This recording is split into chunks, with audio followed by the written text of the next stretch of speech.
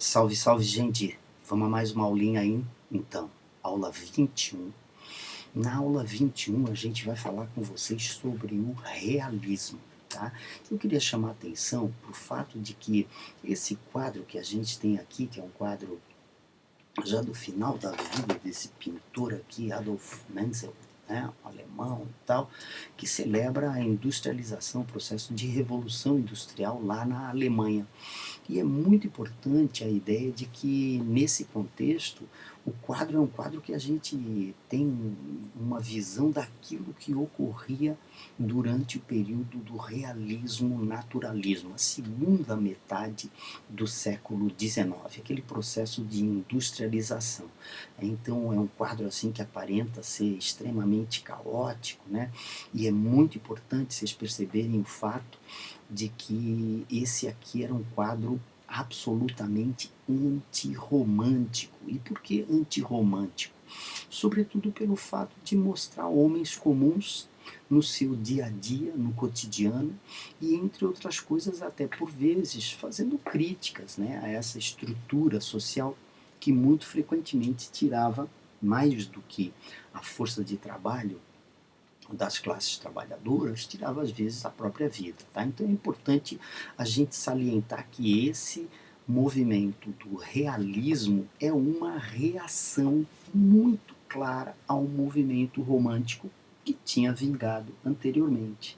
Esse movimento realista vai ser um movimento que celebra, ou que aborda, né? Não sei se celebra, porque muitas vezes, na maioria delas, eu diria, é um movimento bastante crítico da realidade, tá? Analisa a realidade de uma maneira objetiva e muito frequentemente faz questão de assinalar que essa realidade é uma realidade cruel para as pessoas mais humildes, né? Chama a atenção de vocês que nesse quadro aqui só tem uma figura olhando para a gente, e é essa figura aqui da mulher manuseando um cesto de alimentos, né? A referência à comida, a referência à subsistência, a referência à sobrevivência, e nesse contexto o quadro desse Adolf Menzel é um quadro bastante importante nesse contexto do período real naturalista que a gente vai estudar agora. Tá? Esse movimento, como falei para vocês, é um movimento, olha só, a gente tem 3 quadros aqui, tá? E esses 3 quadros aparecem trabalhadores. Aqui a gente tem as mulheres trabalhando, as mulheres peneirando trigo, do Gustave Courbet. Aqui a gente tem outro quadro do Courbet, Os Quebradores de Pedra. E aqui o Millet, As Respigadoras, também, né, trabalhando na roça aqui, ó. E é importante vocês se situarem que o conjunto de quadros que a gente tem nesse movimento realista, ele apresenta trabalhadores em ações cotidianas. Então, uma das características do movimento realista vai ser a valorização do cotidiano, a valorização do dia a dia, diferentemente dos românticos, gente, que voltam ao passado para construir heróis históricos. O movimento realista vai valorizar a abordagem do cotidiano. A intenção do escritor vai ser retratar de maneira objetiva, de maneira muito clara, sem o heroísmo, sem aquela idealização, trabalhadores, né, nos seus locais de trabalho. É muito importante a gente considerar isso, tá? Além do que, essa arte é uma arte que a gente classifica como uma arte figurativa, são retratos bem realistas da realidade, tá? Daquela época. E é importante a gente perceber que grande parte desses pintores aqui traduzia ideais que eram os ideais dos escritores também, tá? Os escritores se inspiravam sobretudo naquele quadro do século XIX, segunda metade do século XIX, 1850 em diante, marcado por uma série de fatores que vocês têm aqui. Né? No contexto histórico, a gente tem uma hegemonia da burguesia. Né? Nota que para ter tanto trabalhador desse jeito aqui, a gente teria que ter uma classe dirigente burguesa muito, muito, muito bem estabelecida, que era o que acontecia. Eu estava assistindo esses tempos ali a Peaky Blinders, né, na Netflix, e eu chamo a atenção de vocês que é uma história ambientada em Birmingham, né, na Inglaterra. E Birmingham é uma capital industrial, uma cidade industrial do princípio do século XIX, do princípio do século XX. Vocês veem ali muito, né, potente, forja e fundição e tal. E é importante a gente perceber que esse aspecto é um aspecto que ocorre graças à expansão mundial, internacional do capitalismo. Tá? Nesse contexto surgem os trabalhadores e surgem também as lutas de classes. Dessas lutas de classes aí, o verdadeiro manual das lutas de classes é uma obra escrita por Marx e Engels em 1848. Ó. E esse livro é um manifesto comunista, no qual o Marx coloca com clareza a ideia da luta de classes. Tá? É como se o Marx tivesse se debruçado sobre a sociedade que tivesse se estabelecendo ali a partir daquele momento e coloca a ideia de que a história da humanidade é a história da luta de classes. Nesse mesmo contexto não aparecem só os trabalhadores, né, de baixos salários, aparece também uma classe média, e essa classe média que frequentemente vai consumir essa literatura produzida. Tá? O Brasil, né, enquanto o resto do mundo vivia já o final da segunda revolução industrial, o Brasil vivia ainda, né, o período da escravidão. Nota que a gente está falando de obras que começam a aparecer lá na Europa em 1840, 1850, e o Brasil até 1888 ainda vivia da mão de obra escrava, ou seja, necas de revolução industrial no Brasil. Em 1889, né, enfraquecido com a queda com a abolição da escravatura, o imperador acaba sofrendo lá, né, aquele golpe do Floriano e do Deodoro, e em 1889 a gente tem a proclamação da República. Essa proclamação da República vai ter como marca a supremacia agora da burguesia paulista, que 20, 30 anos depois assume o poder no Brasil. Tá? Então é importante a gente salientar que todo esse quadro deve-se muito à valorização da ciência. Então tem uma característica marcada nesse momento aí, que é a valorização da ciência. E como a ciência tivesse muito em evidência com todos esses nomes do positivismo, do darwinismo, do socialismo, do determinismo, os escritores também vão seguir essas regras, de certa forma, colocadas por esses grandes pensadores. Chamo a atenção de vocês para que o fato de que o Comte, né, que é o grande criador do positivismo, a ciência positiva, a ciência elaborada o estudo elaborado em laboratório, comprovado, tá certo?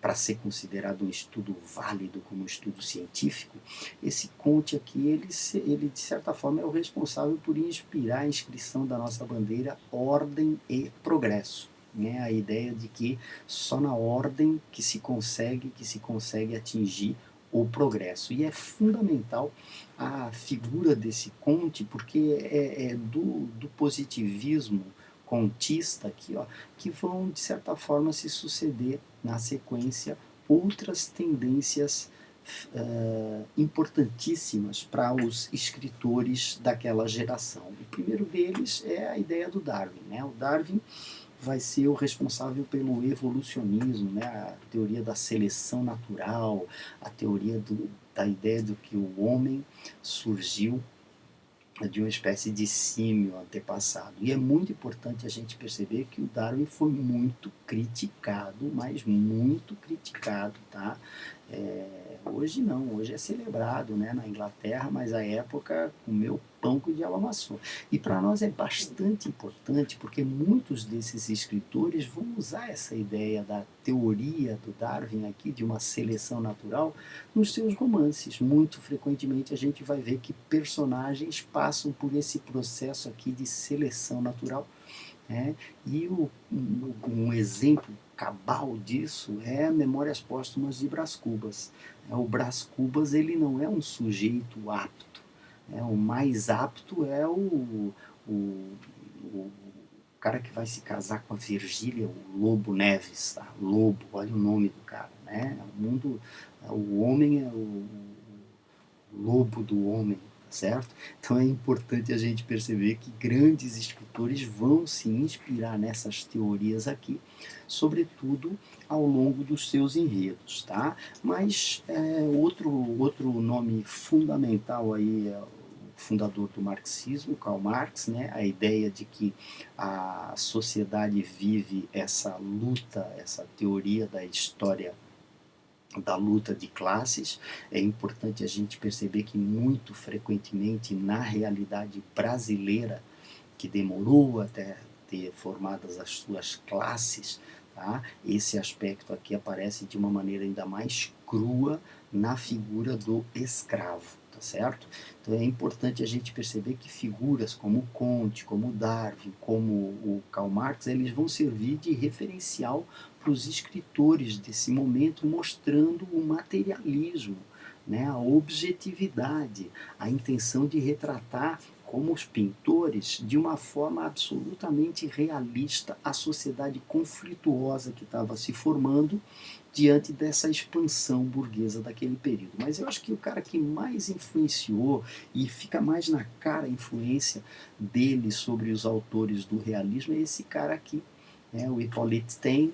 O Hippolyte Taine dizendo, entre outras coisas, que o homem, do determinismo ali, galera, que o homem ele não tem nem o livre arbítrio, né? A vida do ser humano, a formação do ser humano, o homem é resultado de 3 fatores que lhe são externos, né? Primeiro, o lugar onde ele vive, o meio. Segundo, a origem racial desse homem, né? Então, para vocês terem uma noção, nesse contexto aí, o negro era considerado inferior porque era um povo que ria muito. O chinês era considerado inferior porque, obviamente, com aquele olho enxergava menos. Isso tese de doutorado, tá, pessoal? Então o homem, de certa forma, ele não tinha a possibilidade de escolha. O meio onde ele vivia, a raça a qual ele pertencia e também o momento histórico que ele estivesse vivendo acabavam determinando a sua existência. Ou seja, uma sociedade de autômatos na qual o homem não tinha escolha. Tudo acontecia seguindo essas determinadas leis. Eu chamo a atenção de vocês por fato de O Cortiço, de 1890, do Aloysio Azevedo, ser um exemplo de obra determinista, mas a gente vai ter outras obras depois também. Os Sertões, do Euclides da Cunha, também usa a ideia do determinismo.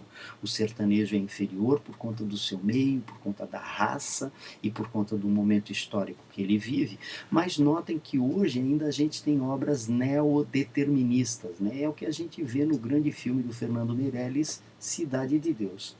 Né? O espaço é o que determina a vivência, o que determina, o que caracteriza esses personagens. Tá? Dentre as características principais do realismo, eu chamo a atenção para o fato do conflito com o romantismo, né? Se abandona a figura da heroína romântica, aqui a mulher é uma mulher extremamente materialista, objetiva, né? Que corre atrás dos seus objetivos e que não sacrifica o próprio amor, o afeto, em prol do quê? Em prol da vantagem pessoal. Né? São romances impessoais, enquanto a maior parte dos romances românticos são em primeira pessoa, esses romances buscam distanciamento, tá? A ideia da frieza e a ideia da valorização da ciência como um referencial. É mais ou menos como se o romance servisse como um laboratório. Tá? Essa observação objetiva e analítica da realidade aqui é a ideia da objetividade. Tá? Então, enquanto lá no romantismo a subjetividade era fundamental, o estado de espírito do narrador, do autor era fundamental, aqui os autores buscam ser absolutamente analíticos, sem a expressão do seu sentimento. A intenção desses autores é fazer a anatomia do caráter, por isso esse caráter de análise muito aprofundada do que vai na alma dessas personagens, né? E aí a gente começa a perceber a ideia de romances pautados pela hipocrisia social. Tá? Muito frequentemente a gente vai ter personagens que são personagens que única e exclusivamente por capricho pessoal acabam explorando, acabam subjugando outros personagens. Então, o romance, por conta disso, tem um caráter todo documental. Eu queria chamar a atenção de vocês que, por exemplo, no romance brasileiro O Cortiço, já aparece com clareza a ideia de que os moradores do cortiço, ao final do romance, eles são obrigados a se mudarem do cortiço, porque o cortiço virou uma estalagem muito melhor do que era quando no começo, tá? E aí outra classe social começa a ocupar o cortiço. E para onde vão os ex-moradores do cortiço? Eles vão formar as nossas favelas. Então, nesse sentido, o romance documenta esse processo de urbanização, tá? É uma análise profunda do indivíduo através dessas análises psicológicas. E nesse sentido, é muito importante vocês se ligarem que o romance típico do realismo, ele deixa em segundo plano a ação episódica, tá? O caráter anedótico, a gente fala, para valorizar mais a reflexão das personagens, para mostrar como as personagens pensam. E para mostrar isso, não tem outro jeito. As descrições têm que ser detalhadíssimas, longas ao extremo. Né? E, além disso, para fechar aí a ideia da valorização dos aspectos materiais, tá? Que vai ser outra marca desse movimento que a gente chama de realismo.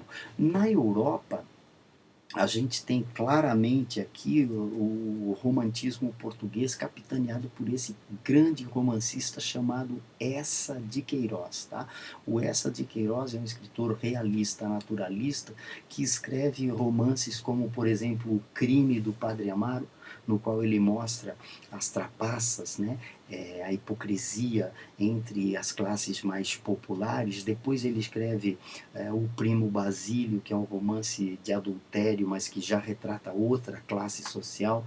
Tá? Nos Maias ele já fala da classe alta, quer dizer, é um autor de prosa, tá? Um grande romancista português que retrata, que vai revelando o caráter hipócrita, né, da sociedade portuguesa daquela época. E o poeta realista Antero de Quental. Tá? Aqui a gente tem um soneto, queria chamar a atenção de vocês, olha só, o soneto: fui rocha em tempo e fui no mundo antigo, tronco ou ramo na incógnita floresta, onda espumei quebrando-me na aresta do granito antiquíssimo inimigo. Tá? Então, queria que vocês reparassem aqui, o que a gente tem aqui é um soneto com 4 estrofes, 4 versos, 3 versos, um soneto rimado, tá? Antigo, inimigo, floresta, aresta, abrigo, passivo, testa, giesta, enorme, multiforme, imensidade, liberdade, choro, adoro, tá? Então a gente tem um soneto bem tradicional, um soneto bem clássico nesse sentido, com versos rimados. E aqui a gente tem as duas grandes expressões do realismo brasileiro. Primeiro, Machado de Assis, né, o autor do nosso primeiro romance realista em 1881, Memórias Póstumas de Brás Cubas, que escreve também o grande romance Quincas Borba, o segundo, no qual ele demonstra com clareza a ideia de que essa ciência materialista demonstra, comprova a ideia do caráter hipócrita dessa sociedade burguesa que estava se formando. Inclusive ele coloca um personagem que é o Quincas Borba, que é um filósofo que desenvolve a teoria do humanitismo, né? A ideia, de uma maneira bem crua, a ideia de que o ser humano ele vive sobretudo para subjugar o próximo, tá? E um outro romance também, gente, muito importante, o romance O Ateneu, desse cara aqui, o Raul Pompeia. Tá? O Ateneu Crônica de Saudades é um romance que trata da elite que estudava nesse colégio chamado O Ateneu. A elite brasileira estudava nesse colégio. Né? O Brasil inteiro mandava seus filhos para serem educados lá pelo diretor do colégio, o Aristarco. E o diretor do colégio é um baita falcatrua, um cara que vive do anúncio, vive da fama do colégio. Tá? Então, ele, nesse sentido, o escritor de O Ateneu, ele acabou usando o colégio como uma metáfora da sociedade brasileira sob as ordens do imperador Dom Pedro II.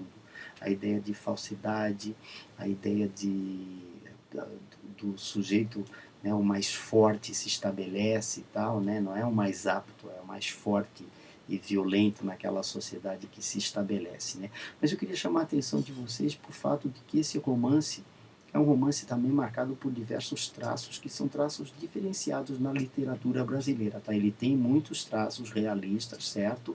Mas também vai ter traços naturalistas, sobretudo porque o Ateneu retrata a vida de um coletivo, os alunos do colégio. E romance que retrata a vida do coletivo, tá? É em geral associado à ideia do naturalista, tá?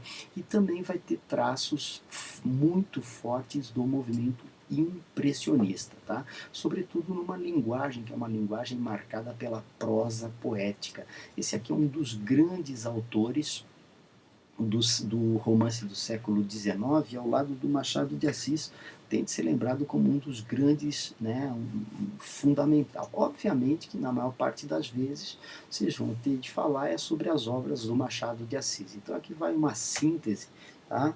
Eu queria que vocês se ligassem, ó, de um lado a ideia de que o romancista Machado de Assis começou uma primeira fase escrevendo romances românticos, tá? Então, os romances Ressurreição, A Mão e a Luva, Helena e Yaya Garcia são romances românticos, tá? E numa segunda fase, aí sim, é que ele se torna um grande autor realista brasileiro, com 5 grandes obras fundamentais para a nossa literatura, tá?